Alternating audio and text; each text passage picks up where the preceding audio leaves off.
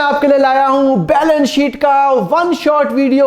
ये 1 घंटे 10 मिनट का या 70 मिनट्स का जो वीडियो है, इसमें मैंने पूरी बैलेंस शीट एक्सप्लेन की है। और ये जो 70 मिनट का अगर आपने लेक्चर देख लिया तो आपको ये क्वेश्चन जब मैं दूंगा ना, मैं एंड में कराऊंगा ये क्वेश्चन आप झट से आप इसको बैलेंस शीट में आप कन्वर्ट करोगे। मैं आपको बताऊंगा बैलेंस शीट होती क्या है, एसेट्स क्या होता है, लायबिलिटीज क्या होती है, बैलेंस शीट बनती कैसे है, ये एसेट और लायबिलिटी हमेशा इक्वल हो क्यों होते हैं, और ये जो क्वेश्चन अगर एग्जाम में आ गया तो इससे हम बैलेंस शीट कैसे बनाएंगे। उससे कोई फर्क नहीं पड़ता क्या आप स्टूडेंट हो या आप जॉब कर रहे हो, आप इंटरव्यू के लिए जा रहे हो, आप आर्ट्स के हो, साइंस के हो, कॉमर्स के हो, उससे कोई फर्क नहीं पड़ता। इनफैक्ट बच्चा भी कोई इस लेक्चर के बाद या इस 70 मिनट के लेक्चर के बाद आप बैलेंस शीट बना दोगे, ये मेरी आपसे एक गारंटी है। और जितने भी आपके डाउट्स है ना, वो बैलेंस शीट के पूरी तरीके से खत्म हो जाएंगे। So without wasting time let's start the lecture.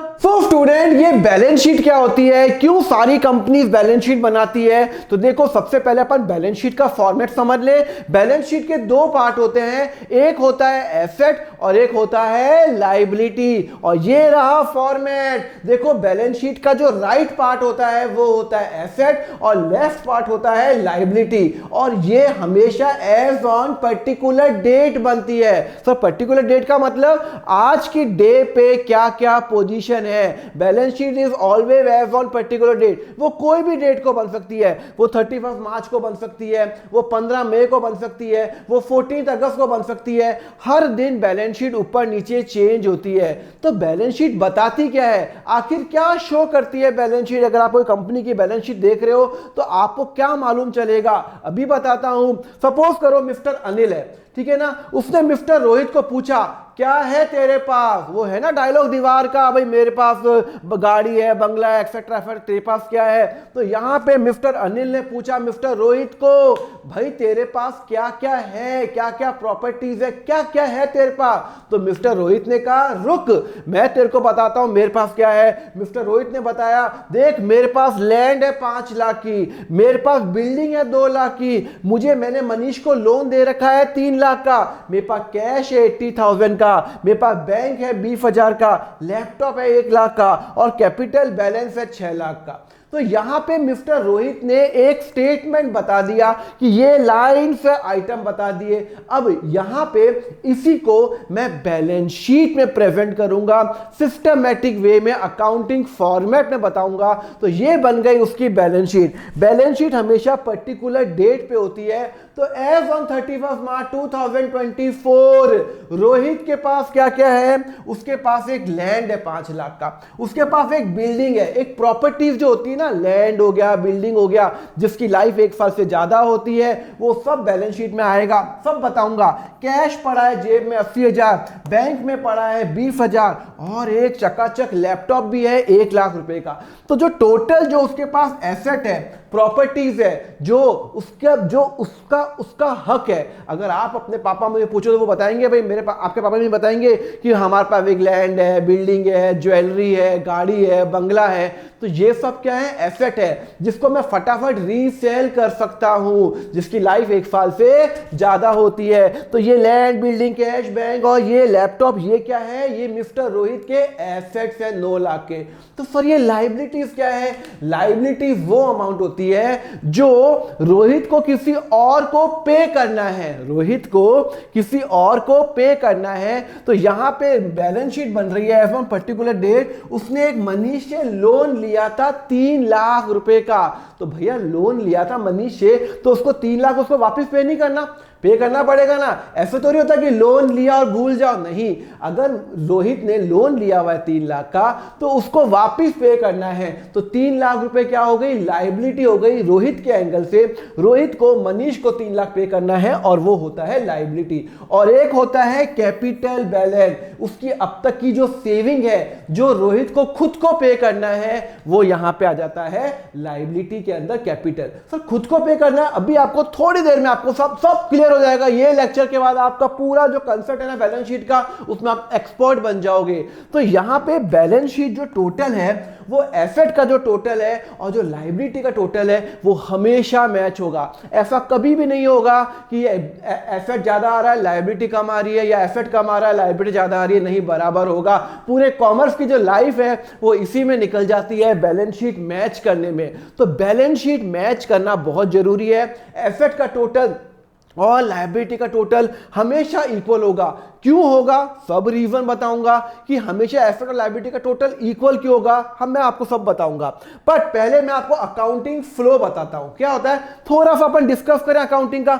Direct balance sheet पे जाऊंगा तो आपको कंफ्यूजन हो जाएगा, तो पहले अपन थोड़ा सा अकाउंटिंग फ्लो डिस्कस कर लेते हैं। देखो, अकाउंटिंग फ्लो का मतलब हो गया कि जब कोई बिजनेस जो होता है वो जब कोई बिजनेस करता है तो उसमें हजारों लाखों ट्रांजेक्शन होती हैं, तो वो अकाउंट बनाता है। तो सबसे पहले वो क्या बनाता है मैं आपको बताता हूं। देखो, सबसे पहले वो बनाता है जनरल प्रॉपर बनाता है। क्या बनाता है, जनरल बनाता है, जिसमें एंट्रीज करता है। उसके बाद वो लेजर बनाता है, उसके बाद वो ट्रायल बैलेंस बनाता है, उसके बाद वो trading and profit and loss account बनाता है, और उसके बाद बैलेंस शीट बनाता है। मतलब balance sheet is the end product. मतलब ये स्टेप है, पहला स्टेप जनरल, दूसरा स्टेप लेजर, फिर ट्रायल बैलेंस, फिर trading and profit and loss account, और फिर बैलेंस शीट। तो बैलेंस शीट मेरा एंड प्रोडक्ट है। पूरे साल में आप सारी ट्रांजेक्शन कर लो, उसके बाद आप एंट्रीज कर लो, एंट्रीज करने के बाद लेजर बना दो, ट्रायल बैलेंस बना दो, प्रॉफिट एंड लॉस अकाउंट बना दो, और उसके बाद आपकी बैलेंस शीट बनेगी। जैसे आप पूरे क्लास पूरे साल भर पढ़ाई करते हो ना, अकाउंट्स पढ़ते हो, मैथ्स पढ़ते हो, इंग्लिश पढ़ते हो, और फिर एंड में रिपोर्ट कार्ड आती है, इंग्लिश में इतने मार्क्स, मैथ्स में इतने मार्क्स, अकाउंट्स में इतने मार्क्स। तो ये बैलेंस शीट क्या है, वो एंड प्रोडक्ट है, फाइनल अकाउंट है, ये फाइनल प्रोडक्ट है। इसके लिए ही तो मैं ये सारे स्टेप्स करता हूं। तो यहां पे मैं आपको जनरल एंट्री और नहीं समझा रहा, ट्रायल बैलेंस, मुझे आपको बैलेंस शीट समझानी है। तो देखो, मैं आपको एक एग्जांपल बताता हूं। ये सपोज करो एक नॉर्मल एक एग्जांपल है। एक है ना, सब अमित ने बिजनेस स्टार्ट किया, उसने लोन लिया, उसने लैंड परचेज किया, उसने कैश विड्रॉ किया, एक्सेट्रा एक्सेट्रा। तो ये पूरे साल में एक बंदे ने ट्रांजैक्शन की, बिजनेस स्टार्ट किया, लोन लिया, फिर उसने मशीनरी खरीदी, एक्सेट्रा एक्सेट्रा। तो यहां पे पहला स्टेप क्या करूंगा, सबसे पहला जो स्टेप होता है मैं आपको बता चुका हूं, जनरल प्रॉपर। जैसी कोई बिजनेस कोई अलग अलग एंट्रीज करता है, ट्रांजैक्शन करता है, भाई मैंने किसी को सैलरी पे की, ये ट्रांजैक्शन, मैंने किसी को रेंट पे किया, ये ट्रांजैक्शन, मैंने सामान बेचा, ये ट्रांजैक्शन, मैंने सामान खरीदा, ये ट्रांजैक्शन, मैंने लोन लिया, ये ट्रांजैक्शन। तो भैया सब ट्रांजैक्शन की रिकॉर्डिंग तो होगी ना। ऐसे तो नहीं होता है कि ट्रांजैक्शन हो गया और मैं रिकॉर्ड नहीं करूंगा। आपको हर चीज की अकाउंट्स में, बुक्स ऑफ अकाउंट्स में, आपको हर कंपनी के अंदर आपको सब कुछ रिकॉर्ड करना है, जिसको मैं पैसों में मेजर कर सकता हूं। तो यहां पे मैंने सबसे पहले मैंने जनरल प्रॉपर बना दिया। जितनी भी उसने एंट्री यहां पे की ना, देखो जितनी भी यहां पे एंट्रीज जो भी ट्रांजैक्शन किया है, यहां पे अपने जनरल बना दिया। हाँ, मैं आपको जनरल नहीं सिखा रहा हूं, यहां पे मैं आपको बैलेंस शीट बनाना सिखा रहा हूं। अभी आपको सब जनरल भी आपको धीरे आपको सब बताऊंगा। पर यहां पे पहला step, this is the very very first step, कि हमने जो भी हमने पूरी ट्रांजैक्शन पूरे साल भर में की, सबसे पहले हमने एंट्रीज कर ली। जनरल प्रॉपर का, जनरल का मेरा 8 घंटे का लेक्चर है, नीचे डिस्क्रिप्शन पे लिंक है, देख डालो और जनरल के अंदर एक्सपर्ट बन डालो कि भैया ये जनरल एंट्री कैसे होगी। क्लियर है। तो यहां पे मैं सबसे पहले स्टेप जनरल बनाऊंगा। उसके बाद ये मैंने जनरल बना दिया, सारी एंट्री कर ली, डेबिट कर लिया, क्रेडिट कर लिया, एक्सेट्रा एक्सेट्रा। उसके बाद ये पहला स्टेप हो गया। दूसरा स्टेप मैं करूंगा, लेजर बनाऊंगा। लेजर क्या होता है, वो बताता है कि as on particular date balance क्या है। जैसे कि ये कैश अकाउंट है, जैसे कि ये कैश है, तो कैश बताता है ओपनिंग कितना है, ये मैंने इतने का आया, इतना पैसा आया, इतना गया, और ये मेरा इतना बैलेंस है। अपन लेजर के अंदर अभी अपने को नहीं घुसना, अपने को बैलेंस शीट समझनी है ना। तो अभी मैं आपको सिर्फ ब्रीफली बता रहा हूं कि स्टेप क्या होता है। अभी मैं आपको थोड़ी देर में बैलेंस शीट में आ रहा हूं। तो पहला स्टेप होता है एंट्रीज करना, दूसरा स्टेप होता है लेजर बनाना, कैश अकाउंट का लेजर, बैंक अकाउंट का लेजर, जो भी मैंने पूरे साल में खरीदा, मैंने फर्नीचर खरीदा, लैंड खरीदी, बिल्डिंग खरीदी, सबका लेजर बनेगा। और लेजर पर्टिकुलर डेट पे बनता है, वो बताता है क्या क्या मेरे पास बैलेंस है। क्लियर है। ये लेजर बना दिया। उसके बाद ये मैंने पहला स्टेप हो गया। दूसरा स्टेप हो गया। मैं अकाउंटिंग फ्लो बता रहा हूं। कोई भी बिजनेस के अंदर पहले एंट्री करेंगे, जर्नल एंट्री करेंगे, उसके बाद लेजर बनाएंगे, उसके बाद ट्रायल बैलेंस बनाएंगे। क्या बनाएंगे? ट्रायल बैलेंस बनाएंगे। ट्रायल बैलेंस क्या होता है? लेजर की समरी। ये जो मैंने इतने लेजर बनाया ना, या ये तो बताओ, ये तो ना एक छोटी सी कंपनी का लेजर है। सोचो रिलायंस का, विप्रो का, इन्फोसिस का, उनके लेजर कितने सारे होंगे, लाखों लेजर होंगे, लाखों लेजर होंगे। अब लाखों लेजर को हम क्या अपने शेयर होल्डर को दे दे, ये रहा हमारी प्रेजेंटेशन? नहीं भाई, शेयर होल्डर को कंसाइज प्रेजेंटेशन चाहिए, तो हम इन लाखों लेजर को कंपाइल करके एक ट्रायल बैलेंस बनाएंगे। क्या बनाएंगे? Trial balance. उसमें बताएंगे कि भैया कैश का बैलेंस ये है, ये बैंक का बैलेंस ये है, फर्नीचर इतना, लैंड इतना, बिल्डिंग इतना, बैंक लोन इतना, अमित कैपिटल इतना, ये सब हम बताएंगे। ये क्या बताएगा? Trial balance. और ट्रायल बैलेंस पर्टिकुलर डेट पे हो गई, तो मेरा ये थर्ड स्टेप भी हो गया। फिर मैं फोर्थ स्टेप पे करूंगा, मैं प्रॉफिट एंड लॉस अकाउंट बनाऊंगा। क्या बनाऊंगा? प्रॉफिट एंड लॉस बनाऊंगा। उसके बाद मैं फोर्थ स्टेप पे बनाऊंगा प्रॉफिट एंड लॉस, और उसके बाद बैलेंस शीट बनाऊंगा। क्या बनाऊंगा? बैलेंस शीट बनाऊंगा। तो पहला जनरल प्रॉपर एंट्रीज करूंगा, जनरल एंट्री करूंगा, this account furniture account debit to cash example. उसके बाद लेजर बनाऊंगा, फर्नीचर का अकाउंट, कैश का अकाउंट। फिर मैं ट्रायल बैलेंस बनाऊंगा, उस पर बताऊंगा फर्नीचर कितना है, लैंड कितना है, बिल्डिंग कितना है। उसके बाद मैंने पूरे साल में कितना मैंने फायदा हुआ, कितना नुकसान हुआ, वो ट्रेडिंग का प्रॉफिट एंड लॉस अकाउंट में बताऊंगा। और उसके बाद मैं बनाऊंगा बैलेंस शीट, और ये रही बैलेंस शीट। अब एज ऑन पर्टिकुलर डेट इस बिजनेस ने पूरे साल काम किया, पूरे साल काम करने के बाद जो भी फायदा हुआ, नुकसान हुआ, अब इस दिन पे इस बिजनेस के पास क्या क्या एसेट है, क्या क्या प्रॉपर्टीज है। तो इसने बताया मेरे पास कैश बैलेंस है, बैंक बैलेंस है, लैंड है, बिल्डिंग है, फर्नीचर है, और इतना मुझे बैंक लोन को देना है, इतना मुझे अपने मालिक को देना है। तो ये बैलेंस शीट बताती है, और balance sheet as on particular date पे होती है। तो अगर आप रिलायंस की बैलेंस शीट देखोगे या आप विप्रो के देखोगे, तो आपको देखना, तो रिलायंस के अंदर वो बताएगा कि भैया मेरा एक लैंड मुंबई में है, एक लैंड दिल्ली में है, मेरे फर्नीचर इतने सारे हैं, मेरे पास लैपटॉप इतने सारे हैं, सब कुछ वो बैलेंस शीट में आपको दिखा देगा। और आपका काम है उसको एनालाइज करना। क्लियर है? समझ में आया? तो बैलेंस शीट क्या बताता है? मेरे साथ रिपीट करो। बैलेंस शीट बताता है कि कंपनी के पास क्या क्या संपत्ति है, एसेट क्या है, और क्या क्या लायबिलिटी है, देनदारी क्या है। मतलब कंपनी के पास क्या क्या एसेट है, संपत्ति है, और क्या क्या उसको किसी को पैसे पे करने हैं। अगर मैं रिलायबल पेन की बात करूं, तो इसके पास एज ऑन डेट इस कंपनी के पास रोकड़ा पड़ा हुआ है 25,000, बैंक में पड़ा हुआ है 1,65,000, उसके पास लैंड, बिल्डिंग और फर्नीचर पड़ा हुआ है, और उसको एक बैंक से उसने लोन भी ले रखा है 2 लाख का, और उसके मालिक को पे करना है 5 लाख। तो ये मेरी बैलेंस शीट एक कंपनी की बताती है। तो बैलेंस शीट बताती है कि क्या क्या मेरे पास संपत्ति है, ये संपत्ति है, और क्या क्या मेरी देनदारी है। तो रिलायंस इंडस्ट्री का बैलेंस शीट देखना, उसने जिसको पैसे पे नहीं किए अभी, तो वो यहां पे आएगा, जो एसेट्स है वो यहां पे आएंगे। क्लियर है? चलो अब अपन डिस्कस करेंगे कि सर ये एसेट्स क्या होते हैं और ये लायबिलिटीज क्या होती है। भाई हमने तो ये तो मालूम कर लिया कि बैलेंस शीट के 2 पार्ट होते हैं, एक लायबिलिटी और एक एसेट। पर अपन डिस्कस तो कर लें ये एसेट्स क्या होते हैं, लायबिलिटीज क्या होती है।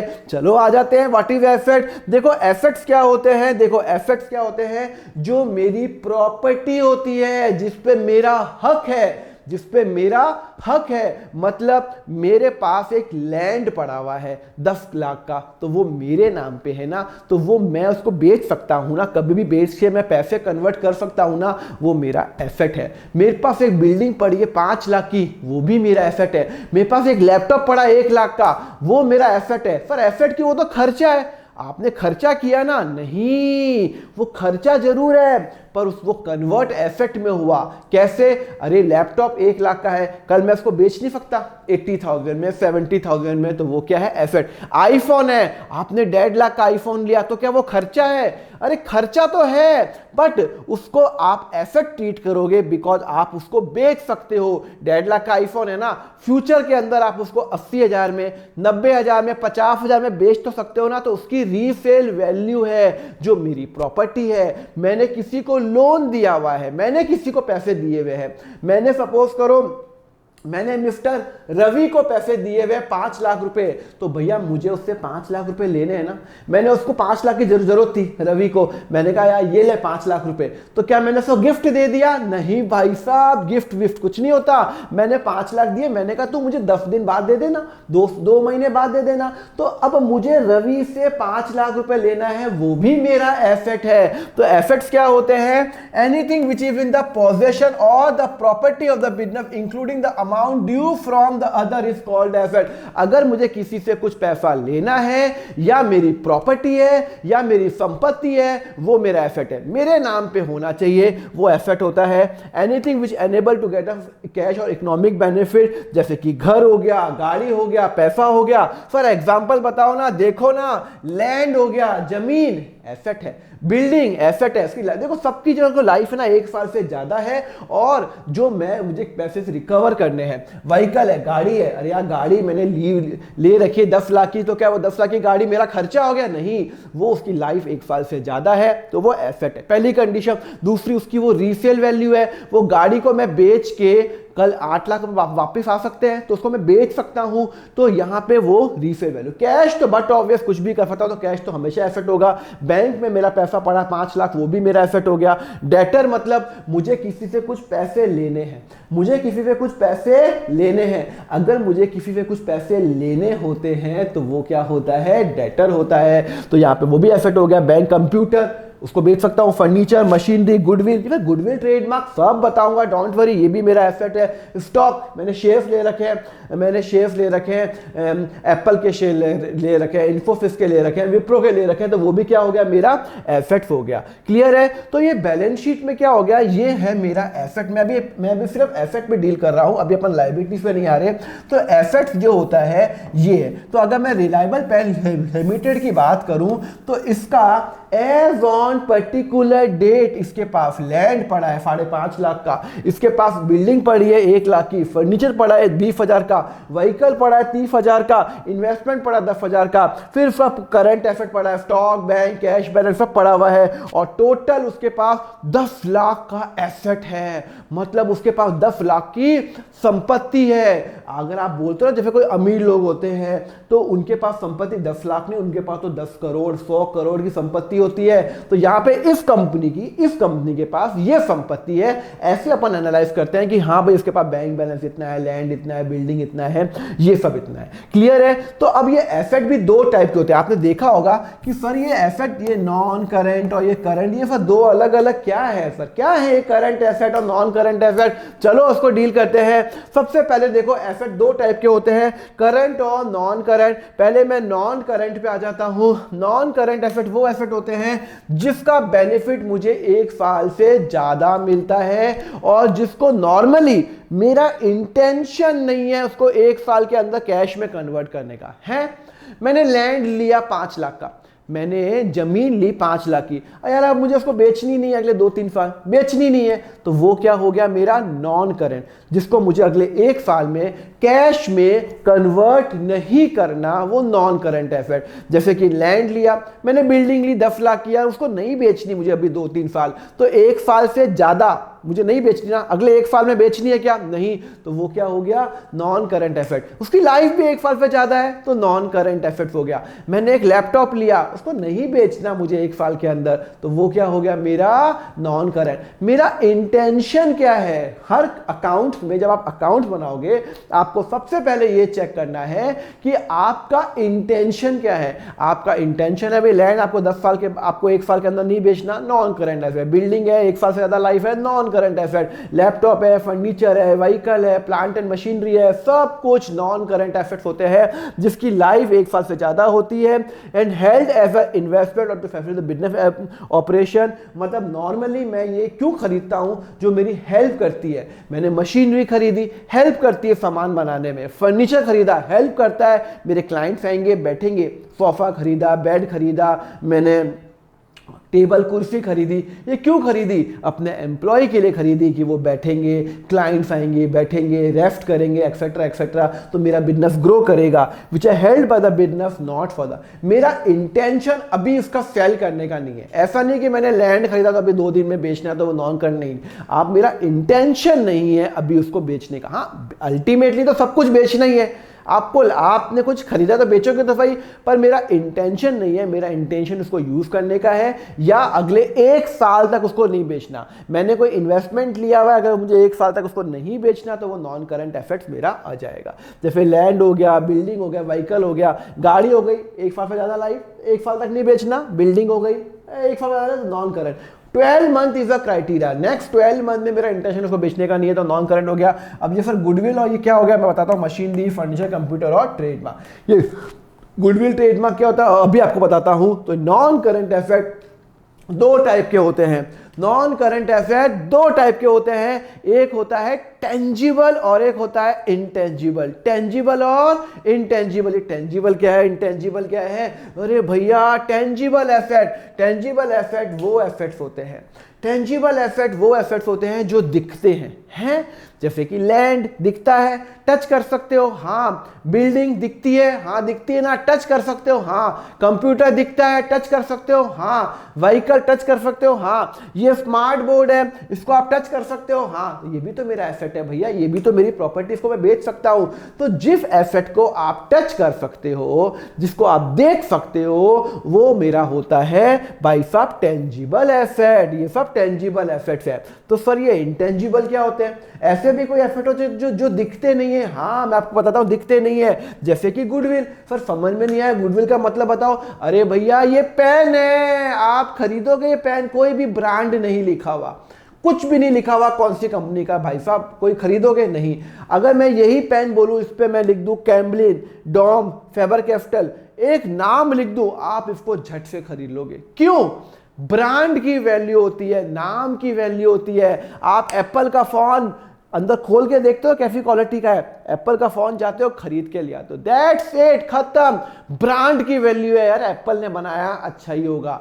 आप मैगी खाते हो तो यार मैगी कंपनी का रैपर, मैगी है, अच्छी है। तो यहां पे आप ब्रांड देखते हो, कैडबरी ब्रांड, तो हर एक कंपनी की ब्रांड की वैल्यू भी होती है। आपको क्या लगता है, कैडबरी ने इतने साल एडवर्टाइजमेंट किया, इतने साल खर्चा किया, तो क्या उसने ऐसी फ्री में खाया? नहीं, सेल्स तो उसकी हुई है, पर उसने एक नाम भी कमाया है, कैडबरी। आज अगर मैं कोई चॉकलेट बनाऊं, कोई नहीं खरीदेगा। हाँ, अगर मैंने कैडबरी को बोला आप, मैं चॉकलेट बनाता हूं, आप मुझे अपने ब्रांड यूज करने की परमिशन दे दो, मुझे उसमें कैडबरी लिखना है, लोग झट से खरीद लेंगे।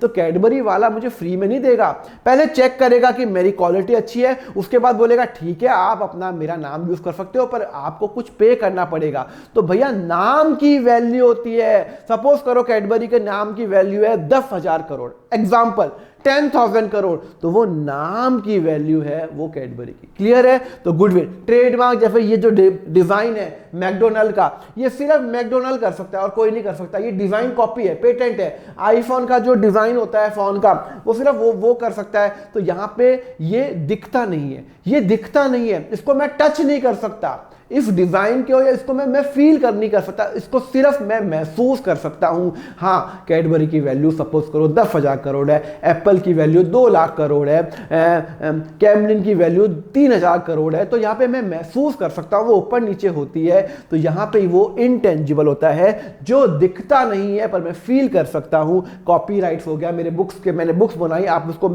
आप मेरे को परमिशन लेनी पड़ेगी आपको वो बुक्स बेचने के लिए, तो वो सब यहाँ पे होगा। क्लियर है? तो मैंने आपको बता दिया करंट, नॉन करंट एसेट जिसकी लाइफ 1 साल से ज्यादा होती है, और जिसका मेरा इंटेंशन 1 साल के अंदर उसको बेचने का बिल्कुल नहीं है, कन्वर्ट करने का है ही नहीं, तो नॉन करंट एसेट। अब ये भैया, ये करंट एसेट किस चिड़िया का नाम है? तो करंट एसेट से आ जाओ, करंट एसेट आ जाएगा जिसका बेनिफिट लेस देन 1 ईयर है, या जो मेरा कैश में मुझे अगले 1 साल में कन्वर्ट करना है।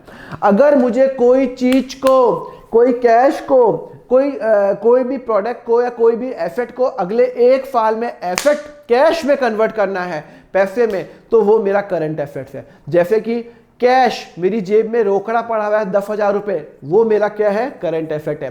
बैंक बैलेंस है 5 लाख रुपए। एक बात बताओ, बैंक को मैं कभी भी कैश में कन्वर्ट कर सकता हूं क्विकली, फटाफट पैसे निकाले और आज के दिन पैसे मेरे हाथ में, तो वो भी क्या हो गया, करंट एसेट्स हो गया। तो जो मेरे को अगले 1 साल में क्विकली कैश में कन्वर्ट हो सकता है वो मेरा करंट एसेट है, जिसको मुझे 1 साल ज्यादा यूज करना नहीं है, करंट एसेट है। तो bank balance always current asset, cash always current asset. Debtor, और डेटर क्या होता है, या मैं पेन बनाता हूं, मैंने पेन बेचा, अब मैंने पेन बेचा किसी पर्सन को, सपोज करो मैंने पेन बेचा मयंक को 1 लाख रुपए का, अभी मयंक से मुझे पैसे नहीं आए 1 लाख रुपए, तो क्या मुझे 1 लाख रुपए आएंगे या नहीं आएंगे, आएंगे ना। तो अब मैं जब बिजनेस में किसी को सामान बेचता हूं 1 लाख रुपए का, तो मेरा इंटेंशन क्या होता है, ठीक है अभी उसने पैसे नहीं दिए, 2 दिन में दे देगा, 10 दिन में दे देगा, अरे भाई 1 महीने या 2 महीने में दे देगा। मेरा इंटेंशन ये थोड़ी होता कि वो साल भर बाद पे करेगा, साल भर बाद का कोई हिसाब नहीं होता भाई साहब, मुझे तो अभी पैसा चाहिए, 2 दिन 10 दिन या मैक्सिमम महीना भर या 2 महीना। आप जब कोई सामान बेचते हो तो आप अपना बिजनेस कैसे करोगे अगर पैसा नहीं आएगा। आपने उसको सामान बेचा और उसको कहा आप पैसे दे दो, तो उसने वो पैसे बोला कि मैं आपको 10 दिन में दे दूंगा, ठीक है कोई प्रॉब्लम नहीं है, तो वो डेटर होता है। मुझे किसी से पैसे लेने हैं, अगर मैंने कोई प्रोडक्ट बेचा और उसके पैसे नहीं आए तो वो क्या होता है, मेरा डेटर होता है। और नॉर्मली डेटर करंट एसेट्स ही होता है, क्यों, क्योंकि वो मुझे उससे पैसे 1-2 दिन 10 दिन 15 दिन मैक्सिमम 2-3 महीने, अरे मैक्सिमम टू मैक्सिमम 1 साल के अंदर तो पैसे आ जाएंगे ना। इंटेंशन क्या है, सामान बेचूं पैसे आ जाए 2-3 महीने में, साल भर तो भैया अपर लिमिट है, साल भर के अंदर पैसे आ जाएंगे तो वो क्या हो जाएगा, डेटर। क्लियर है। तो यहां पे which are meant for sale, which are manage who want to convert into cash within 1 year, जैसे कि कैश हो गया, बैंक बैलेंस हो गया, शॉर्ट टर्म इन्वेस्टमेंट। मैंने रिलायंस का शेयर लिया हुआ है, मुझे पता है मुझे ना अगले 4-5 महीने में उसको बेचना है, करंट एसेट। मुझे पता है मुझे उसको अभी 4-5 महीने के अंदर बेचना है, मैं ट्रेडिंग के लिए लिया हुआ है, नॉन ये मेरा करंट एसेट, मेरा डेटर। मेरा स्टॉक, सर स्टॉक क्या होता है, अरे यार मेरी दुकान पे जो सामान पड़ा हुआ है, मेरी दुकान है, पेन की दुकान है, अब मैं पेन मैंने 100 पेन बना दिए, 80 बिक गए, 20 नहीं बिके, कोई प्रॉब्लम नहीं है, तो 20 बिक जाएंगे ना। कितने दिन में बिकेंगे, 2 दिन 4 दिन 10 दिन, अरे 5 महीने 6 महीने, साल भर के अंदर तो बिक जाएंगे ना। तो कोई भी दुकानदार अपना सामान अपनी दुकान पे रखता है, उसका यही इंटेंशन होता है साल भर के अंदर ये बिक जाएगा, साल भर के अंदर ये बिक जाएगा। तो इसको मैं बोलता हूं करंट एसेट, जो मुझे साल भर के अंदर कैश में कन्वर्ट हो जाता है। तो stock is always current asset, debtor is always current asset, cash and bank balance and short term investment are the current asset. ठीक है ना। चलो आगे बढ़ने के पहले टेस्ट करें क्या, चलो फटाफट टेस्ट करते चलो। कैश क्या है, करंट या नॉन करंट? अरे भैया क्विकली कन्वर्ट होता है, कैश करंट है। बिल्डिंग, बिल्डिंग तो 2 साल 5 साल की उसकी लाइफ होती है, 20 साल लाइफ होती है, तो नॉन करंट। फर्नीचर 2-3 साल तो चलेगा ना, उसको थोड़ी बेचने वाला हूं, नॉन करंट। डेटर, सामान बेचा पैसा नहीं आया, 2-3 महीने में आ जाएगा, साल भर के अंदर आ जाएगा, current. Bank balance always current, bank का balance 5 lakh always current. And vehicle, vehicle क्या है, गाड़ी खरीदी यार 2-3 साल तो चलाऊंगा, 10 साल तो चलाऊंगा, तो ये नॉन करंट हो गया। क्लियर है, आपको समझ में आया? चलो अभी मैंने आपको बता दिया, एसेट्स के अंदर बता दिया कि नॉन करंट क्या होता है और करंट क्या होता है। अब मैं आपको बताऊंगा ये लायबिलिटीज क्या होती है। ये देख रहे हो, ये देखो, ये लायबिलिटी, ये बंदा है ना यहां पे इसमें दबा हुआ है। तो चलो अपन डिस्कस करते हैं कि व्हाट इज अ लायबिलिटी। तो देखो लायबिलिटीज क्या होती है। लायबिलिटी क्या होता है, वो अमाउंट जो मुझे किसी को पे करना है, जो मेरी तरफ से किसी की तरफ आउटस्टैंडिंग है। एग्जांपल देता हूं, सपोज करो मैंने कोई एम्प्लॉय हायर किया और उस एम्प्लॉय के पूरे साल की सैलरी 6 लाख रुपए है। तो भैया उसने मेरे यहां पे 12 महीने काम किया, तो मुझे उसको 12 महीने की सैलरी 6 लाख रुपए देनी है, पर मैंने सिर्फ और सिर्फ 4 लाख ही दिया, तो 2 लाख क्या हुआ, वो छोड़ देगा? नहीं, मुझे उसको 2 लाख रुपए देने हैं। अभी नहीं है जेब में तो क्या हुआ, 2 दिन बाद, 10 दिन बाद, 2 महीने बाद दे दूंगा, बट मुझे उसको 2 लाख रुपए देने हैं, तो वो मेरी बुक्स में लायबिलिटी शो होगी। तो जब मैं बैलेंस शीट बनाऊंगा, 31 मार्च की बैलेंस शीट बनाऊंगा, तो मैं यहां पे दिखाऊंगा कि भैया मुझे एम्प्लॉय को पे करना है आउटस्टैंडिंग सैलरी, मुझे पे करना है 2 लाख रुपए, मेरी तरफ से लायबिलिटी है। तो लायबिलिटी वो अमाउंट होता है जो मुझे किसी को पे करना है। It can be in any form. It can be in the form of the bank loan. It can be in the form of the creditor. It can be form of the salary outstanding, rent outstanding. Telephone का bill मैंने पे नहीं किया, तो वो liability के रूप में मेरी आएगी। जो मुझे इस दिन पे इस दिन पे करना है वो मेरी लायबिलिटी के रूप में आएगी। क्लियर है? अच्छा, अब ये है रिलायबल पेन लिमिटेड। अब इसकी बैलेंस शीट देख लेते हैं। अपन ने एसेट तो समझ लिया, अब अपन लायबिलिटी समझते हैं। लायबिलिटी क्या होता है? लायबिलिटीज होती है दो टाइप की, एक होती है इंटरनल और एक होती है एक्सटर्नल। एक होती है इंटरनल और एक होती है एक्सटर्नल। सर इंटरनल एक्सटर्नल क्या हुआ? अभी बताता हूं। देखो, इंटरनल लायबिलिटी होती है जो मुझे मेरे मालिक को देनी है। मालिक मतलब ओनर को। अगर मैं रिलायंस का एग्जांपल लूं जो आपको समझ में आ जाएगा, तो रिलायंस इंडस्ट्री को जो पैसा उसके मालिक को, तो उनका मालिक कौन है? मुकेश अंबानी जी। तो रिलायंस इंडस्ट्री को मुकेश अंबानी जी को जो जो पे करना है वो होती है इंटरनल लायबिलिटी। अरे भाई, अंदर के इंसान है ना, मालिक है ना, ओनर है ना, तो उसको क्या बोलता हूं? Internal liability. और उसको मैं कैपिटल भी बोलता हूं। तो जो कंपनी को अपने मालिक को, अपने ओनर को पे करना है, जो भी कंपनी को प्रॉफिट होगा वो किसको पे करना है? मालिक को पे करना है। तो वो होती है इंटरनल लायबिलिटी, तो ओनर को। तो यहां पे राहुल ने बिजनेस स्टार्ट किया रिलायबल पेन लिमिटेड, और रिलायबल पेन लिमिटेड के बाद 4 लाख रुपए आ गए। तो रिलायबल पेन लिमिटेड को 4 लाख रुपए जो पे करना है, किसको पे करना है? अपने मालिक राहुल को। वो होती है इंटरनल लायबिलिटी। और इंटरनल लायबिलिटी हमेशा कैपिटल के रूप में जानी जाती है, जैसे कि Mukesh capital account, Deepak capital account, Rahul capital account, जो जो कंपनी का मालिक है। क्लियर है? समझ में आया? ओके। तो सॉरी, एक्सटर्नल लायबिलिटी क्या हो गई? एक्सटर्नल लायबिलिटी होती है जो मुझे ओनर के अलावा बाकी लोगों को पे करना है। ओनर के अलावा बाकी सब लोगों को, जितने लोगों को मुझे पैसा पे करना है, वो होती है एक्सटर्नल लायबिलिटी। जैसे कि मैंने सैलरी किसी को देनी है 6 लाख, मैंने 4 लाख रुपए दी, तो 2 लाख मुझे देनी है, तो वो क्या हो गई? एक्सटर्नल लायबिलिटी हो गई है। मैंने कोई सामान, मैं पेन बनाता हूं मैंने पेन बनाने के लिए 10 लाख का माल लिया, मैंने उसको भी 9 लाख ही पे किए। माल 10 लाख का खरीद लिया, मैंने कहा मेरे पैसे 9 लाख रुपए हैं, तो भाई मुझे 1 लाख रुपए देने हैं ना, देने हैं ना। तो वो लायबिलिटी, क्या वो मेरी कंपनी का मालिक है? नहीं। कंपनी के मालिक को जो पे करना है वो इंटरनल, और कंपनी के मालिक के अलावा जैसे किसी को सैलरी पे करनी है, क्रेडिटर को पे करना है, रेंट पे करना है, टेलीफोन पे करना है, ये सब कंपनी के मालिक नहीं है, तो ये हो जाती है एक्सटर्नल लायबिलिटी। जैसे कि मैं एग्जांपल बताता हूं, जैसे कि ये जो है रिलायबल पेन लिमिटेड, अगर मेरी कंपनी का नाम है रिलायबल पेन लिमिटेड और उसमें इस बंदे ने, राहुल ने 4 लाख रुपए डाले, तो मैं हूं रिलायबल पेन लिमिटेड, 4 लाख रुपए मुझे मेरे मालिक ने डाले, तो ये मेरी क्या हो गई? इंटरनल लायबिलिटी हो गई। और मुझे पैसे और चाहिए थे, मैं हूं कंपनी रिलायबल पेन लिमिटेड, मुझे और पैसे चाहिए, बिजनेस करना है तो और पैसे चाहिए, तो मैंने 3 लाख का लोन लिया, मुझे 3 लाख का मैंने लोन लिया। तो भैया अगर मैं 3 लाख का लोन लूंगा तो वो मुझे वापस पे करना है ना, पे करना है ना, तो वो हो जाता है मेरा एक्सटर्नल लायबिलिटी। तो अगर मुझे मेरे मालिक को पे करना है, क्लियर रखो, तो वो इंटरनल। मालिक के अलावा जिसको भी पे करना है, सैलरी पे करनी है, रेंट पे करना है, टेलीफोन एक्सपेंस पे करना है, क्रेडिटर को पे करना है, वो सब लोग एक्सटर्नल। और एक सबसे बड़ा आपको डिस्टिंग्विश बताऊं, मालिक को फायदा और लॉस सिर्फ मालिक का। कैसे आइडेंटिफाई करेंगे ये मालिक है क्या? रिलायंस को जितना फायदा वो मुकेश अंबानी जी का, रिलायंस को जितना नुकसान वो भी मुकेश अंबानी जी का।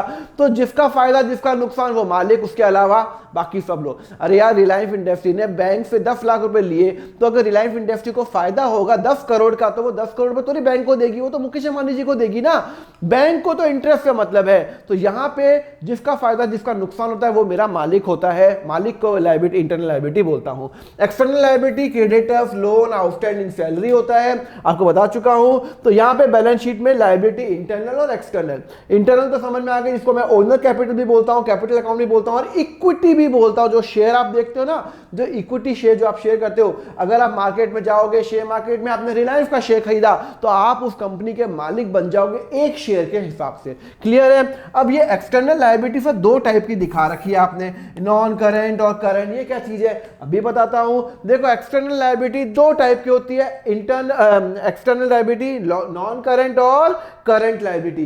सर ये क्या है? ये देखो, ये फिर कंफ्यूज हो गया। सर कैसे मालूम चलेगा ये करंट है नॉन करंट है? बताता हूं ना। देखो, बड़ा सिंपल सी बात है। देखो, सबसे पहले अपन नॉन करंट पे आते हैं।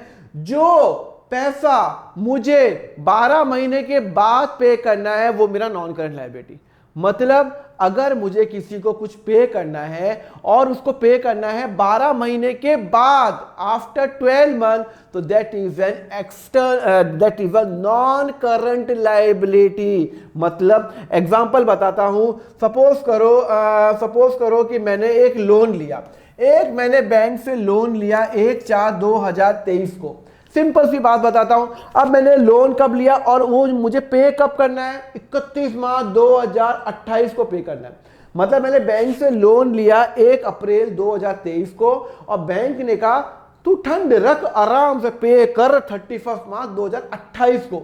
तो जब मैं बैलेंस शीट बनाऊंगा तो ये मेरी करंट है या नॉन करंट लायबिलिटी है? देखो बड़ा सिंपल सी बात है। देखो मैंने लोन कब लिया, 1/4/23 को लिया। पेमेंट कब करना है, 31/3/2028 को पेमेंट करना है।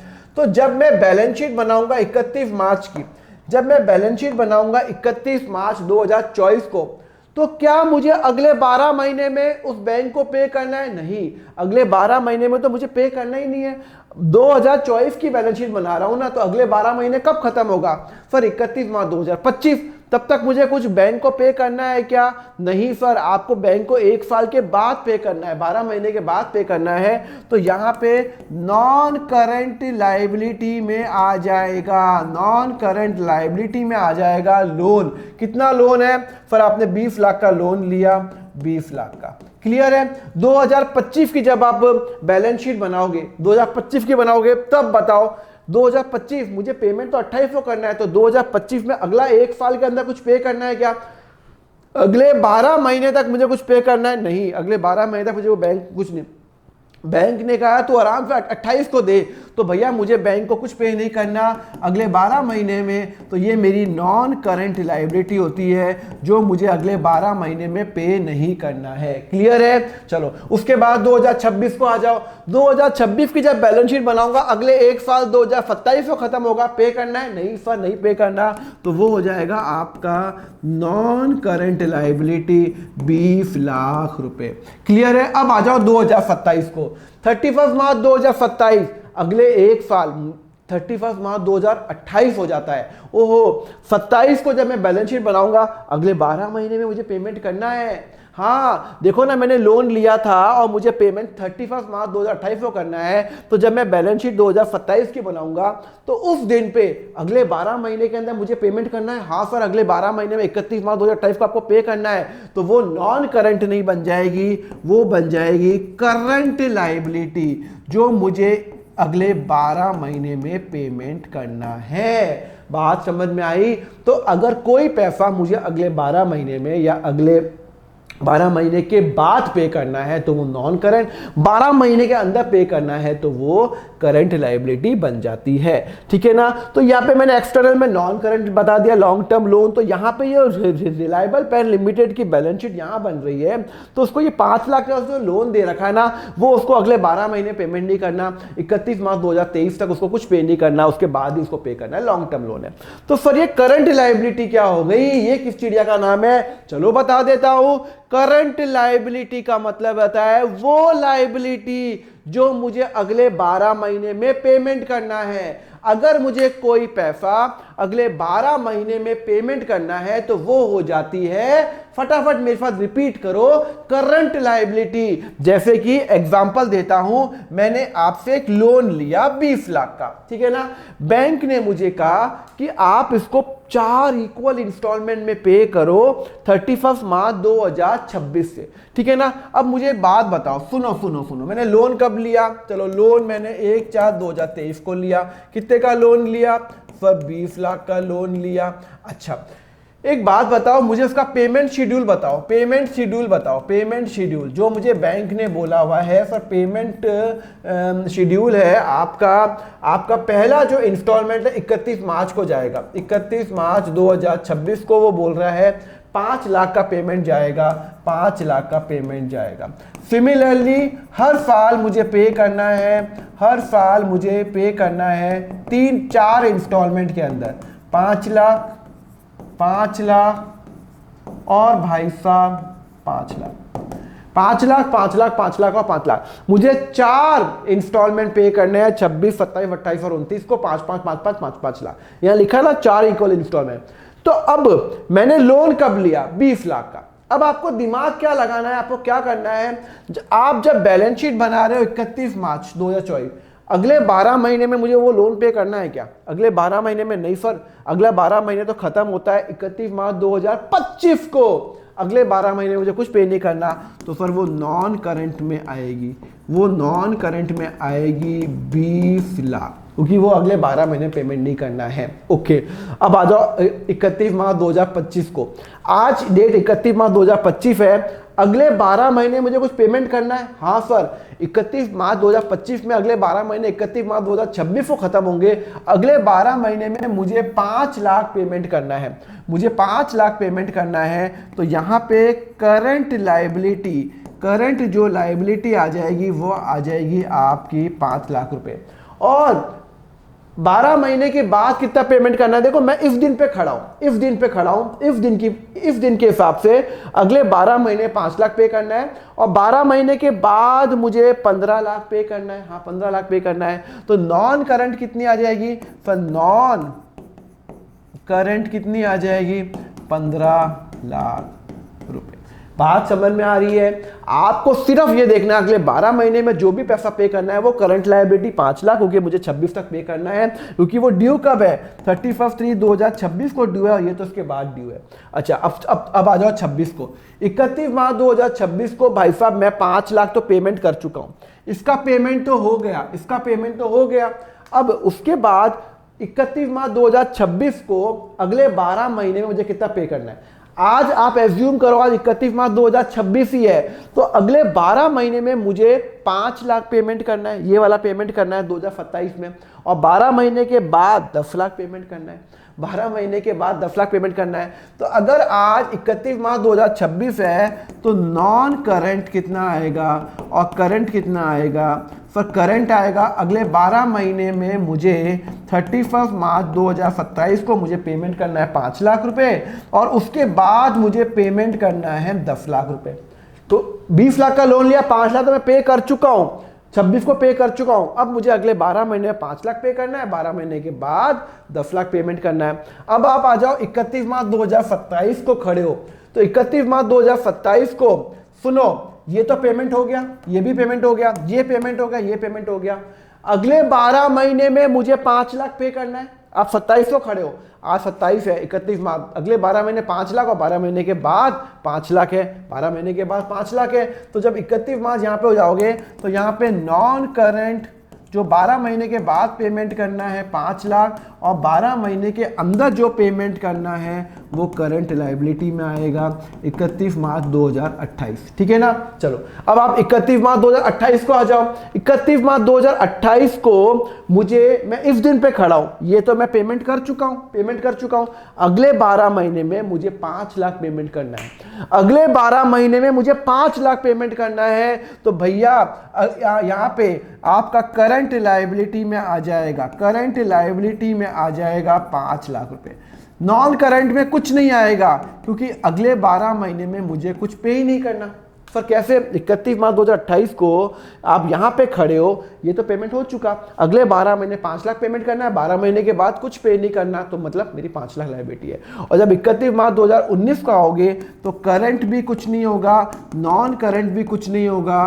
क्यों सर? क्योंकि दोनों मैं पे कर चुका हूं, दोनों पे कर चुका हूं, तो कुछ नहीं आएगा। कंसेप्ट समझ में आया? नहीं आया? आपको समझ में आया? तो करंट लायबिलिटी कौन कौन सी होती है आपको बता चुका हूं। नॉर्मली क्रेडिटर्स जो होती है हमेशा करंट होती है। अगर मैं कोई सामान खरीद रहा हूं, पेन बना रहा हूं, पेन बनाने के लिए मैंने इंक खरीदी, तो यार इंक का मैंने पेमेंट नहीं दिया, तो यार 100% 10 दिन, 2 दिन, 2 महीने, 4 महीने पेमेंट कर दूंगा। साल भर का क्रेडिट पीरियड कोई नहीं रहता। आप कोई दुकान पे सामान लेते हो तो वो बोलता है 2 दिन बाद पेमेंट कर लेना, 10 दिन बाद। आपको इसको साल भर बाद पेमेंट तो नहीं करोगे, आपका इंटेंशन है 1-2 दिन, 10 दिन, 2 महीने, मैक्सिमम 12 महीने में। और सैलरी आउटस्टैंडिंग होती है, जो खर्चे ड्यू हो गए वो तो पक्का करंट है। अगर मैंने टेलीफोन यूज कर दिया, मैंने पेमेंट नहीं दिया, तो वो तो पक्का ही करंट लायबिलिटी है। अरे ड्यू हो गया भैया, मुझे आज क्या, मुझे अभी पे करना है, पे नहीं किया ना, वो कोई प्रॉब्लम नहीं है, पर मुझे पे तो करना है ना, तो वो करंट लायबिलिटी में आएगा। क्लियर है? चलो ये हो गया। चलो लेट्स हैव अ टेस्ट, फटाफट अपन टेस्ट करते हैं, फिर प्रैक्टिकल क्वेश्चन करेंगे। क्रेडिटर इज ऑलवेज करंट, मुझे अगले 2-3 महीने में पेमेंट करना है भाई साहब, 10 दिन 45 डे में पेमेंट करना होता है, 12 महीने तो भूल जाओ, 12 महीने। डिबेंचर हमेशा नॉन करंट होता है, वो लॉन्ग टर्म होता है। डिबेंचर जो कंपनी होती है ना, वो अभी आपको बताया नहीं मैंने, डिबेंचर कंपनी लॉन्ग टर्म के लिए उठाती है, 4 साल 5 साल के लिए, तो वो नॉन करंट ही होता है। सैलरी हमेशा करंट, यार मेरे यहाँ पे एम्प्लॉय काम करेगा तो मुझे सैलरी तो उसको 1-2 महीने में देनी पड़ेगी ना, ऐसा तो नहीं कि 12 महीने बाद दूंगा, तो सैलरी हमेशा current. Loan after 1 year non current, loan payable with in 1 year 1 साल के अंदर करंट। ओनर कैपिटल, कैपिटल तो भैया कैपिटल में जाएगा ना, मालिक का पैसा, रिलायंस इंडस्ट्री में मुकेश अंबानी जी का पैसा सब कैपिटल में जाएगा। क्लियर है? चलो समझ में आया। तो एक क्वेश्चन करें क्या, अभी आपको 2 क्वेश्चन कराऊंगा, बड़े जबरदस्त कराऊंगा। पहले सिंपल क्वेश्चन करते हैं, क्या लिखा हुआ है अभी आपको मैंने सब बता दिया। बैलेंस शीट होती क्या है, स्टेप्स क्या होते हैं, पहले जनरल बनता है, फिर लेजर बनता है, फिर ट्रायल बैलेंस बनता है, फिर प्रॉफिट एंड लॉस अकाउंट बनता है, और फिर बैलेंस शीट बनती है। तो बैलेंस शीट मेरा फाइनल प्रोडक्ट है। अब मैं आपको क्या कराऊंगा, एक है ना, एक क्वेश्चन कराता हूं, मजेदार जबरदस्त question. Rahul started a business with a cash of ₹7 lakh. Rahul ने बिजनेस, ये ओनर है, ये मिस्टर राहुल है, राहुल के पास बड़ा पैसा था, उसने कहा मैं बिजनेस स्टार्ट करता हूं रिलायबल पेन लिमिटेड, और उसमें उसने 5 लाख रुपए पैसे डाल दिए। 5 लाख रुपए पैसे उसने रिलायबल पेन में डाल दिए। अब मुझे बताओ इसकी एंट्री क्या, बैलेंस शीट में क्या होगा। सुनो, आप पहले तो सबसे पहले ये डिसाइड तो आप ये कर लो कि आप अकाउंट किसका बना रहे हो भाई साहब। आप अकाउंट रिलायंस का बना रहे हो या रिलायबल का बना रहे हो या राहुल का बना रहे हो। आप अकाउंट रिलायबल पेन लिमिटेड का बना रहे हो, तो अब आपको सोचना भी उसके एंगल से। बच्चे पता कंफ्यूज क्यों हो जाते हैं, वो सोचते हैं राहुल के एंगल से, अरे यार मेनू की मैं तो यहाँ पे मैं बिजनेस की अकाउंटिंग कर रहा हूं ना, तो बिजनेस को राहुल को कितना पैसा देना है, और कितना पैसा लाया, 5-7 लाख रुपए लाया, तो बिजनेस के एंगल से सोचो। मैं हूं रिलायबल पेन लिमिटेड, तो जब रिलायबल पेन लिमिटेड की बैलेंस शीट बनेगी, रिलायबल पेन लिमिटेड की बैलेंस शीट बनेगी, सपोज करो 31 मार्च 2024 को एग्जांपल ले लेता हूं, तो उसने मुझे 7 लाख रुपए कैश दिया। तो मेरे बारे में सोचो, मैं हूं कंपनी, मेरे पास कैश आया, और कैश क्या होता है, ओहो सर एसेट होता है। तो कैश क्या होता है, एसेट होता है। तो मेरे पास 7 लाख रुपए जबरदस्त तरीके से कैश आ गया। अच्छा, वो कैश कौन लाया, कौन लाया कैश, मालिक लाया सर, मालिक लाया, बता तो रखा है मालिक लाया। तो भैया कल बिजनेस बंद होगा तो मुझे मालिक को पैसे नहीं देने पड़ेंगे, देने पड़ेंगे, तो मेरे लिए लायबिलिटी है। और ये लायबिलिटी पता है कौन सी है, इंटरनल लायबिलिटी है। क्या है, इंटरनल लायबिलिटी। तो यहाँ पे कैपिटल अकाउंट, अगर आपको नाम लिखना है तो राहुल कैपिटल अकाउंट करेंगे। राहुल कैपिटल कितना, 7 लाख रुपए। और ये मेरी कौन सी लायबिलिटी है, ये मेरी इंटरनल है, मेरे बिजनेस का मालिक है। तो मैं हूं बिजनेस, मेरे पास 7 लाख रुपए आए, कैश आया, एसेट बढ़ा, और मुझे ये 7 लाख रुपए मेरे मालिक को पे करना है लायबिलिटी के रूप में। ओके, समझ में आया। दूसरी ट्रांजैक्शन, मैंने एक मशीनरी खरीदी 2 लाख की कैश में। अच्छा, 2 लाख की मशीनरी खरीदी। लेक्चर अच्छा लग रहा है ना, लाइक करो ना, लाइक करना भूल जाते हो, लाइक जरूर कर दो, आपका लाइक मेरे लिए बड़ा इंपॉर्टेंट है, यूट्यूब तभी तो ग्रो करेगा मुझे। चलो, मैंने एक मशीनरी खरीदी 2 लाख की कैश के अंदर। चलो बताओ इसकी एंट्री क्या होगी। बिजनेस ने मशीनरी खरीदी 2 लाख की कैश में। ये देखो, ये रहा मैंने प्रेजेंटेशन। बिजनेस ने एक मशीनरी खरीदी जबरदस्त, बिना मशीनरी के बिजनेस तो होगा 2 लाख की कैश में। तो बिजनेस एंट्री क्या करेगा, सुनो, 2 लाख की मैंने मशीनरी खरीदी, तो मेरा कैश बैलेंस 7 लाख से 2 लाख रुपए कम नहीं हो जाएगा। मैंने किसी को 2 लाख रुपए दिए, मशीनरी खरीदी, तो 2 लाख तो मेरे माइनस हो जाएंगे। तो मेरे पास अभी 7 लाख है ना, तो 7 में से 2 माइनस करूंगा, तो 7 लाख में से 2 लाख माइनस करूंगा, तो मेरे पास बिजनेस में 5 लाख रुपए रह जाएंगे। 5 लाख रुपए रह जाएंगे मेरे पास, बिजनेस में 5 लाख ले जाएंगे। हाँ, अब सर ये बैलेंस शीट मैच ही नहीं हुई, ये 7 लाख आ रहा है, ये 5 लाख आ रहा है। सुनो भाई साहब सुनो, 5 लाख मेरे पास आए, मेरे पास पैसे पड़े, 7 लाख का था, 2 लाख की मैंने मशीनरी खरीदी, तो मेरे पास एक मशीनरी भी तो आई है, मशीनरी भी तो आई है। कितने की मशीनरी आई है? 2 लाख। और मशीनरी क्या है? एसेट है, नॉन करंट एसेट है। तो ये 2 लाख की मशीनरी मेरे पास क्या आई? ये मशीन आई। क्या आई? मशीन आई। और मशीन मेरा क्या होता है? जल्दी बता दो। एसेट होता है। मशीन क्या होता है? मेरा एसेट होता है। तो मैंने मशीनरी 2 लाख की खरीदी। तो अब आप देखो आपका मैच हो रहा है क्या?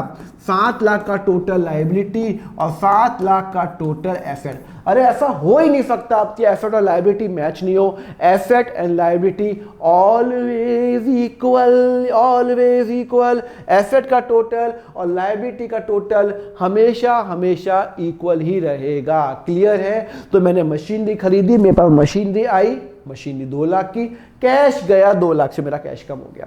तीसरी ट्रांजैक्शन क्या लिखी हुई है? मैंने एक व्हीकल खरीदा 4 लाख का क्रेडिट में मारुति से। आपको दिखाऊं, मैंने एक मस्त ग्रीन कलर की गाड़ी खरीदी, ईवी शीवी खरीदी, मारुति से खरीदी। चलो भाई, मैंने कितने की ली? 4 लाख की, ऑन क्रेडिट। ऑन क्रेडिट का मतलब है मैंने अभी तक उसको पैसे नहीं दिए हैं। मैंने गाड़ी खरीद ली, बल्ले बल्ले गाड़ी खरीद ली, तो फिर मेरा एसेट तो बढ़ गया, मेरा एसेट तो बढ़ गया। तो मैंने एक व्हीकल खरीदा 4 लाख का, 4 लाख का। अच्छा भाई, 4 लाख का मैंने एक व्हीकल खरीद लिया। अच्छा सर, बढ़िया बात है, आपने नई गाड़ी ली, ईवी शीवी ले ली। अब एक बात बताओ, 4 लाख की मैंने गाड़ी ले ली, अब फर मैंने तो पैसे पे किए क्या? फर नहीं, फर यहाँ पे क्वेश्चन में लिखा हुआ है कि मैंने क्रेडिट पे ली। क्रेडिट का मतलब है पैसे पे नहीं किए। तो क्या मुझे मारुति लिमिटेड मेरा कोई काका मामा है क्या जो मुझसे पैसे नहीं लेगा? अरे भैया, मुझे उसको पैसे देने पड़ेंगे ना। अभी नहीं दिए, मैंने उसको कहा था मारुति को मैं 10 दिन बाद दे दूंगा, कोई प्रॉब्लम नहीं है, पर मुझे अपनी बुक्स में दिखाना तो पड़ेगा ना कि मुझे उसको मारुति को पे करना है। और कितना पे करना है? ओहो, 4 लाख पे करना है। तो 4 लाख रुपए अगर मुझे किसी को पे करना है तो यहाँ पे क्या है? वो लायबिलिटी है, और ये एक्सटर्नल लायबिलिटी है। मारुति लिमिटेड को मुझे 4 लाख रुपए पे करना है। समझ में आया? मैंने गाड़ी खरीदी 4 लाख की, पैसा नहीं दिया तो पैसा माइनस नहीं हो सकता, बट मुझे उसको फ्यूचर में देना है, मेरी लायबिलिटी बन रही है 4 लाख की। अब आप देखो टोटल मैच हो रहा है क्या? 11 लाख, और यहाँ पे भी 7 और 11 लाख। अरे बैलेंस शीट हमेशा मैच होगी बच्चों, क्योंकि डबल एंट्री सिस्टम फॉलो कर रहे हैं। डेबिट और क्रेडिट हमेशा इक्वल होगा, अगर कुछ आएगा तो कुछ जाएगा भी। समझ में आया? सिस्टम यही है दुनिया का, कुछ आएगा तो कुछ जाएगा भी, सिर्फ आएगा नहीं।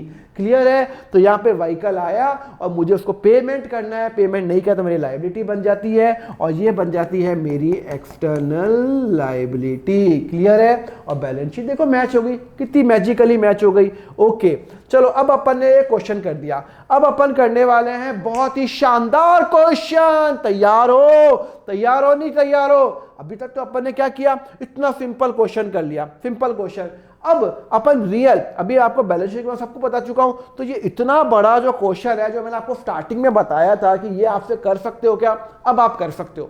मैं गारंटी दे रहा हूं, अगर आप यहाँ पे वीडियो पॉज भी करो तो आप कर सकते हो, पर मैं आपको समझाऊंगा क्योंकि नया कुछ एक नई चीजें हैं इसके अंदर। ठीक है ना? चलो तैयार हो मेरे साथ? चलो चलो शेरो, चलो चलो चलो चलो चलो। क्या लिखा हुआ है? मिस्टर राहुल ने बिजनेस स्टार्ट किया, Reliable Pen Limited 5 lakh cash. तो आप एक रिलायबल पेन लिमिटेड की बना रहे हो, आप जो बैलेंस शीट बना रहे हो वो रिलायबल पेन लिमिटेड की बना रहे हो, और वो कौन सी डेट पे बना रहे हो? सपोज करो ये मेरी 1/4/2024 को, ठीक है ना? अभी मैं रोज चेंज करूंगा, ये मैं 1/4/2024 की बात कर रहा हूं। राहुल ने बिजनेस स्टार्ट किया, कितने का भाई? 5 लाख रुपए बिजनेस में डाले। तो मैं हूं बिजनेस, मेरे, आप अकाउंटिंग बिजनेस की कर रहे हो, तो मेरे पास 5 लाख रुपए आए, मेरे पास 5 लाख रुपए आए, तो मेरे पास कैश आया 5 लाख रुपए, मेरे पास कैश आया 5 लाख रुपए कैश आया। ओके, कौन दिया कैश? पर राहुल ने दिया, राहुल ने दिया। राहुल कौन है? मालिक है। मालिक भाई साहब, मालिक कौन होता है? ओनर। ओनर कौन होता है? Internal liability. तो इस कंपनी को अपने मालिक को कितने पैसे देने हैं फ्यूचर के अंदर? तो राहुल कैपिटल अकाउंट, एक बात हमेशा ध्यान रखना, सिर्फ मालिक के लिए ही कैपिटल अकाउंट यूज होता है। मजेदार मजेदार, खर्रम खुर्रम। चलो दूसरा 10/4, sir purchase laptop off ₹60,000 in cash. एक बात बताओ, बिजनेस में लैपटॉप तो चाहिए ना? हाँ, तो मैंने एक लैपटॉप खरीदा, बिजनेस ने खरीदा, राहुल ने नहीं, बिजनेस ने एक लैपटॉप लिया 60,000 का। अरे वाह, बल्ले बल्ले, लैपटॉप लिया तो लैपटॉप मेरे पास आ गया, लैपटॉप आ गया। हाँ, कितने का आया? 60,000 का। और लैपटॉप मेरा क्या है? एसेट है, एसेट है। अब एक बात बताओ, ये लैपटॉप मैंने 60,000 का लिया, पैसे पे किए क्या? हाँ सर, मैंने कैश पेमेंट किया ना। तो कैश माइनस करो ना भाई, कैश माइनस करो ना। मेरे पास 5 लाख रुपए कैश था, उसमें से 60,000 रुपये मैंने माइनस किए, 4,40,000, और ये 10/4 को बन रहा है, ये बन रहा है 10/4, ये 10/4 24 को। तो यहाँ पे टोटल कितना आ जाएगा सर? 5 लाख, टोटल आ जाएगा 5 लाख रुपए। मैंने लैपटॉप लिया 60 का, उसको कैश पे कर दिया, तो मेरे पास 5 लाख कैश था, 60 माइनस हो गए, 4,40,000 ही कैश रह गया। क्लियर है? समझ में आया? आगे बढ़े क्या? थर्ड वाला करेंगे, थर्ड वाला 12/4। मैंने 1 लाख रुपए कैश बैंक में जमा कराया, मैंने 1 लाख रुपए कैश बैंक में जमा कराया। रुको, बैंक में? अरे कैश बहुत पड़ा है, देखो कितना कैश पड़ा, 4,40,000। कोई चोर आएगा तो चोरी हो सकता है ना बिजनेस के अंदर, तो मैंने क्या किया, बैंक में जमा करा देता हूँ। तो मैंने 4,40,000 जो मेरे पास कैश है, जो 4,40,000 जो कैश है, मैंने 1 लाख रुपए बैंक में जमा करा दिए। अब मेरे पास 3,40,000 रुपये ही रह गए, 3,40,000 कैश ही रह गया। और 1 लाख रुपए जो मैंने बैंक में जमा कराए, मेरा एसेट बन गया, मेरा एसेट बन गया। तो यहाँ पे बैंक अकाउंट कितना आ जाएगा सर? चलो मैं काम करता हूँ, नीचे लिखता हूँ, बैंक अकाउंट कितना आ जाएगा सर? 1 लाख रुपए, 1 लाख रुपए। क्लियर है? 1 लाख रुपए। हाँ, तो यहाँ पे मैंने कैश बैंक में जमा कराया, तो मेरे यहाँ से कैश माइनस हो गया, 4,40,000 माइनस 1, 3,40,000 कैश रह गया। और मैंने बैंक में जमा कराया, बैंक में पैसा बढ़ गया 1 लाख, तो कितना हो जाएगा? 3 और 2 4 और 5 लाख रुपए, 5 लाख रुपए, और यहाँ पे 5 लाख। अरे मजेदार है, बैलेंस शीट मैच हो रही है। और ये किस दिन की बात है? ये बात है आपकी 12 की, ये बात है आपकी 12 तारीख की। ठीक है, चलो 13 तारीख को मैंने एक मशीनरी खरीदी 50,000 की on credit from Anil steel. बल्ले बल्ले, मैंने मशीनरी खरीदी अनिल स्टील से, अभी तक उसको पैसे नहीं दिए। आपको क्या सोचना है? बिजनेस के एंगल से सोचना है। मैंने मशीनरी खरीदी, तो मेरे पास मशीनरी आ गई 50,000 की। मशीन क्या होती है? What is machine? Machine is asset, machine is asset. Machine क्या होती है? तो मशीन मेरा एसेट होती है। अच्छा, मैंने कितने की मशीनरी दी सर? 50,000 की मशीनरी खरीदी है। किससे लिए? अनिल स्टील से। पैसा दिया क्या मैंने इसको? पैसे दिए क्या? नहीं सर, आपने पैसे नहीं दिए। सर क्या करते हो, लोन पे लेते हो? नहीं, करना पड़ता है भैया, बिजनेस करना है तो भैया आपको पैसे बाद में दे दूंगा। तो मैं उसको 40-50 हज़ार रुपये मुझे अनिल स्टील को देना है, तो मेरी लायबिलिटी बनती है, अनिल स्टील को मुझे पैसा देना है। कितना देना है? 50,000 रुपये। बात समझ में आई या नहीं आई? तो यहाँ पे 5,50,000 रुपये, 4 और 5, और यहाँ पे भी 5,50,000 रुपये। आपकी बैलेंस शीट हमेशा मैच होगी। मैंने मशीनरी खरीदी, मशीन आ गई, मुझे अनिल को मैंने पे नहीं किया, तो मुझे पेमेंट करना है, लायबिलिटी बन रही है। और ये मेरी एक्सटर्नल लायबिलिटी है और ये मेरी इंटरनल लायबिलिटी है। क्लियर है? और ये कब की बात है? ये है 13 की बात हो रही है, तो 13 की बात हो रही है। उसके बाद आ जाओ 14 को। Taken a loan from Rakesh 80,000 का है। मुझे ना पैसों की और जरूरत थी, मैंने कैश ले लिया राकेश से 80,000 रुपीज। कितना ले लिया? 80,000 रुपीज कैश ले लिया। ओके, तो भैया एक बात बताओ, मैंने राकेश से लोन लिया, बड़ी मजेदार बात है। मैंने किसी पर्सन से लोन लिया 80,000 का, तो मेरे पास तो कैश आ गया ना 80,000 रुपये, मेरे पास 80,000 कैश आ गया, तो मेरा कैश बैलेंस 80,000 से बढ़ जाएगा। अभी कितना है 340, तो 340 को मैं 80,000 से बढ़ाऊंगा नहीं, हाँ बढ़ाऊंगा ना, तो मेरे पास कैश कितना हो गया 4,20,000। कितना हो गया 4,20,000। अब यहां पे ये मेरा 80,000 रुपीज कैश बैलेंस बढ़ गया, बट मैंने लोन लिया है भाई साहब, तो मुझे राकेश मुझे फ्री में नहीं दे रहा मुझे पैसा, मुझे राकेश को वापस फ्यूचर में देना है ना, कोई फ्री में थोड़ी देता है। तो यहां पे 80,000 मुझे राकेश को देना है, तो यहां पे मेरी लोन आ जाएगा, राकेश लोन अकाउंट 80,000 रुपीज, ठीक है ना। तो यहां पे टोटल आ जाएगा 6,30,000, चेक कर लो 6,30,000। यहां पे भी वही आएगा 420, 530, 530 और 630, सेम टोटल आ रहा है, सेम टोटल। अरे भैया टोटल तो मैच ही होगा ना, ऐसा कभी नहीं होगा कि इसका टोटल और इसका टोटल अलग अलग आ रहा हो ही नहीं सकता, क्योंकि डबल एंट्री सिस्टम फॉलो कर रहे हैं। तो मैंने लोन लिया, कैश आया, मुझे राकेश को पे करना लायबिलिटी के रूप में, ओके, फ्री में नहीं दिया। ये कब की बात है, ये बात हो रही है 14 की बात हो रही है, तो 14 कर लो यहाँ पे 14, ठीक है ना। चलो उसके बाद 16, मैंने सैलरी पे की एम्प्लॉय को 30,000 चेक में। हाँ, अब यहां पे आपको कंफ्यूजन आ रहा होगा 100%। अब यहां पे नया पॉइंट है, मैंने कहा था नया पॉइंट है।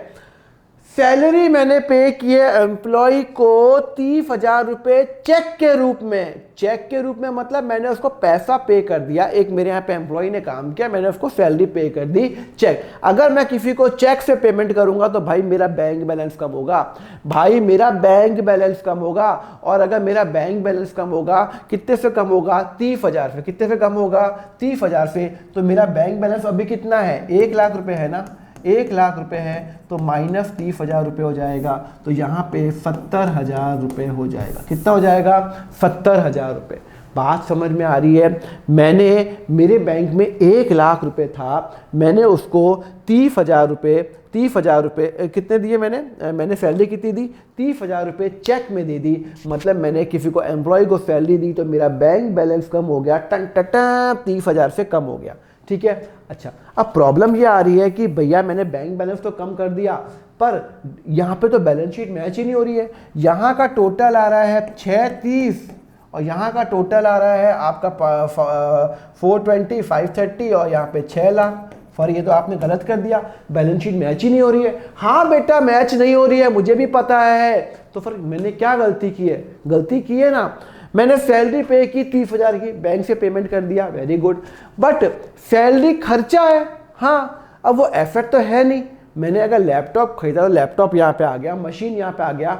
अगर कोई खर्चा होता है, जैसे मैंने रेस्टोरेंट में गया, खाना खाया, खत्म, उसको मैं बेच नहीं सकता, तो ये खर्चा है। और जो भी खर्चा है अल्टीमेटली कौन बियर करेगा, कंपनी का मालिक बियर करेगा, कंपनी का ओनर बियर करेगा। तो अगर कोई खर्चा हो रहा है, मेरे मालिक ने मेरे बिजनेस में 5 लाख रुपए डाले, अगर मैं लैपटॉप खरीदता हूं तो भैया एसेट बनता है, मशीन खरीदता हूं तो एसेट बनता है, पर मैं किसी को सैलरी पे करता हूं तो भैया एसेट नहीं बनता, क्योंकि अगर मैंने सैलरी पे की तो कुछ नया एसेट तो नहीं क्रिएट हो रहा है, वो तो खर्चा हो गया, उसको बेच तो नहीं सकता हूं मैं। ऐसा नहीं कि मैंने एम्प्लॉय को सैलरी पे की उसको बेच सकता हूं, नहीं, लैपटॉप खरीदूंगा बेच सकता हूं, मशीन खरीदूंगा बेच सकता हूं, बट मैं सैलरी पे करूंगा तो मैं बेच नहीं सकता। तो इसका मतलब है कि जो सैलरी जो खर्चा है, सैलरी जो खर्चा है वो क्या है, वो क्या है मुझे बताओ। सर खर्चा है, और जो भी खर्चा होता है वो मालिक बियर करेगा।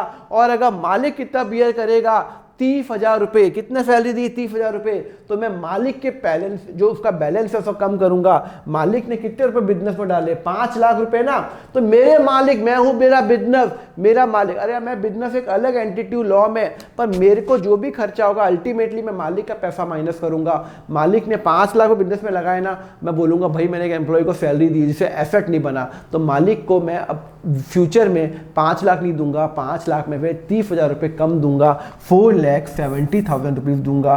तो यहाँ पे 5 लाख रुपए माइनस 30,000 रुपये जो मैंने सैलरी पे की 4,70,000। अब आप चेक कर लो 470 plus this is equal to आपका 6 लाख होगा।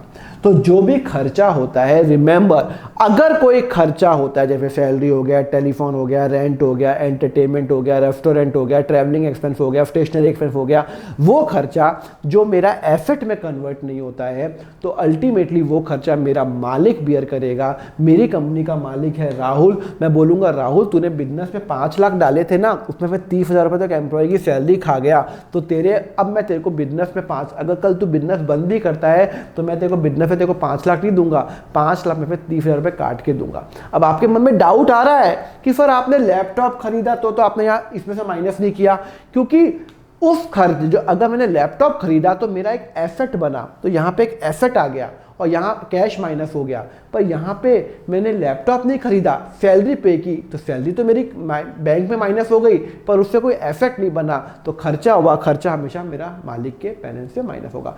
जो भी खर्चा मालिक का पैसा माइनस होगा, जो भी इनकम मालिक का पैसा ऐड होगा। ओके, चलो फिर हो गया, ये हो गया आपका 16 तारीख को, ये हो गया आपका 16/4।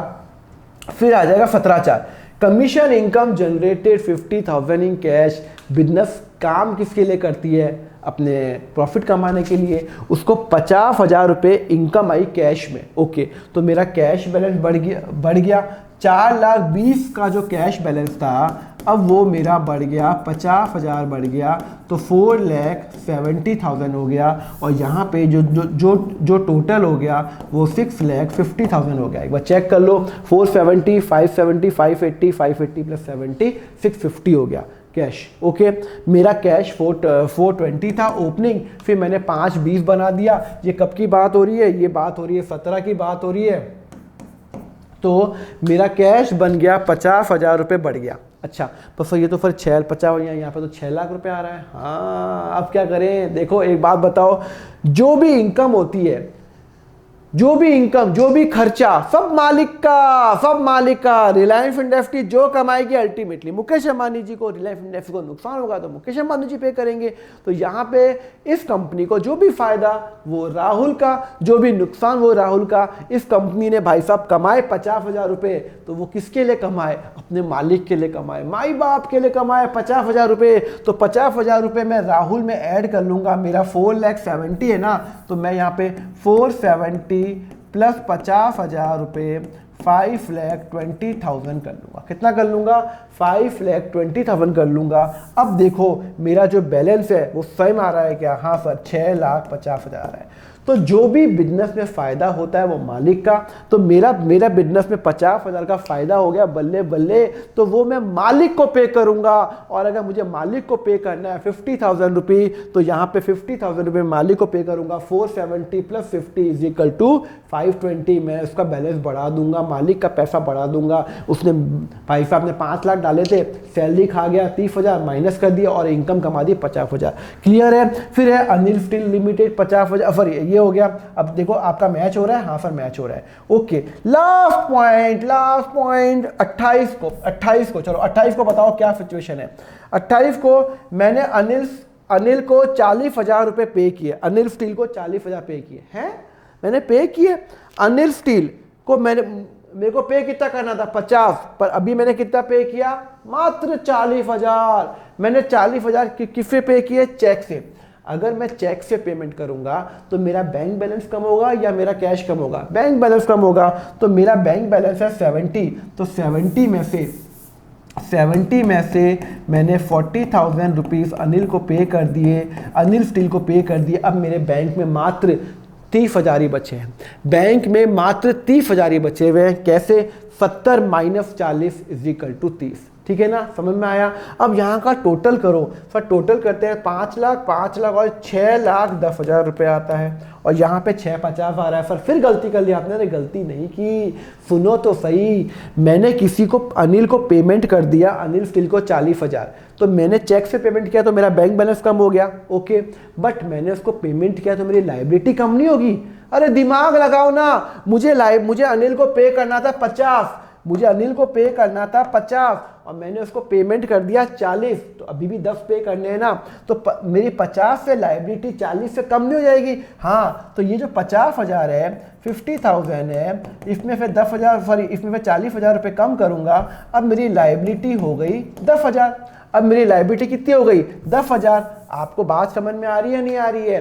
समझो, मेरे को अनिल को पेमेंट करना था 50,000 रुपये, उसमें फिर 40 पेमेंट कर दिया, तो 40 से मेरी लाइबिलिटी कम नहीं होगी। तो अब मुझे अनिल से तो कितना पे करना है? 10,000 पे करना है। तो टोटल कितना अब मेरे पास पे करना है? 10,000 रुपये। अब इसका टोटल करो 5 और यहाँ पे 6,10,000।